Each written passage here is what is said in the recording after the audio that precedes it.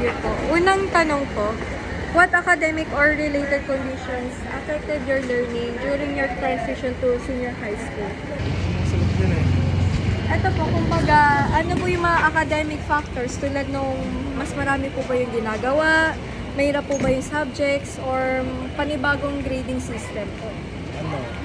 Ayun, panibagong grading system and another adjustment sa environment. Paano po siya naka-apekto po dun sa learning? Like, for example, yung sa pag-adjust sa new environment, like, na iilang ka na mag-participate. Ano po sa grading system po? Nabigla po ba kayo? Apo. Ano po sa grading system po ng junior to senior high school po? Ayun din, kasi nung junior high ako is consistent honor ako, and when nung pagdating ng senior high school is may bago silang curriculum, which is kapag may grade na below 83 is hindi na napasok. So ayun, nakaka-apekto sa studies, for example, loss of motivation na mag-study. Okay po. Second question po. What factors influence your experience when you shift from junior high school to senior high school as a STEM student? Tulad po ng mataas po yung mga kailangan po sa academic, yung panibagong mga social, tapos yung emotional adjustment niyo po. Alin po dun sa tatlo yung naka-influensya po sa inyo? Yung pangalawa po, Yung social po? Bakit po? decision from senior high school. Kasi sa senior high school is may mga iba't ibang strand na. Tapos, kumbaga parang hindi magkaparehas yung hindi ko na mag-gets. Social po, kunwari, naninibago po kayo sa mga bagong tao dahil na po sa senior high school, tapos nag-adjust po kayo, gano'n. Gano'n. Sinasagot ko. Paano po nakaka-influence po? Paano nakaka-apekto? Nakaka-bait sa akin kasi parang new adjustment na naman, like magkikilala ka na naman ng bagong tao, kaya nakaka-apekto siya when it comes to social. Okay po.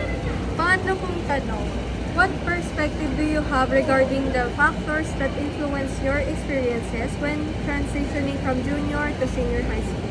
Example, Ano po, sa Tagalog po nito, ano po yung pananaw na meron kayo dun sa naka-influensya sa'yo na dun sa experience niyo po, tulad nun, yung social, sa pagbabago na pakikipag-socialize, yung panibagong makakakilala, gano'n. Ano po yung pananaw niyo doon? ang perspective ko dun sa social changes is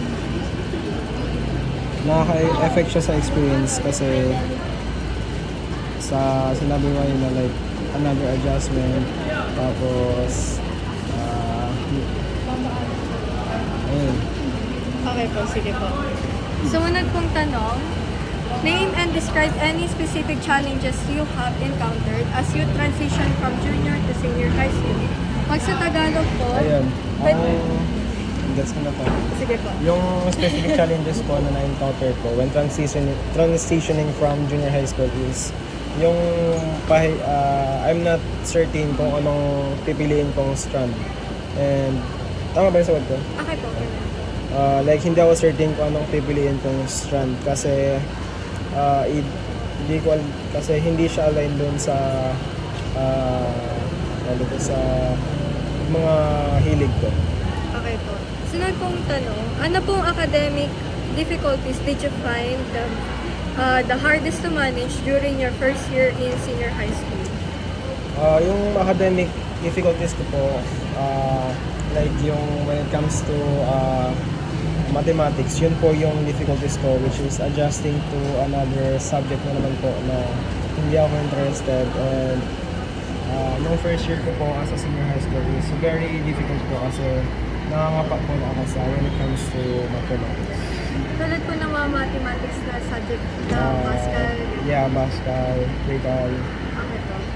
Then, ang sumunod naman po, what emotional or social challenges did you face while adjusting to new school environment?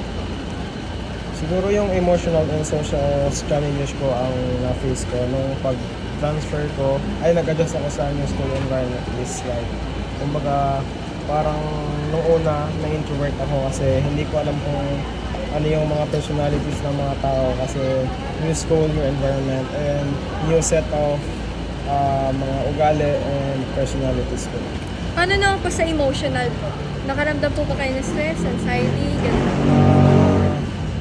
Stress lang kung paano mag-cope, kung paano maka-find ng way to fit in the society ng school. Okay po.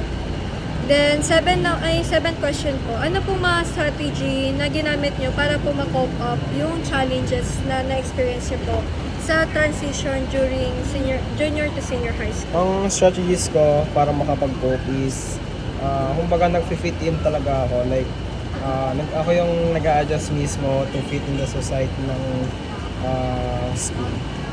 Okay po. Next question po. Who supported and helped you, tulad po ng teachers, classmates, or family, the most during your adjustment period? And how? How po yan?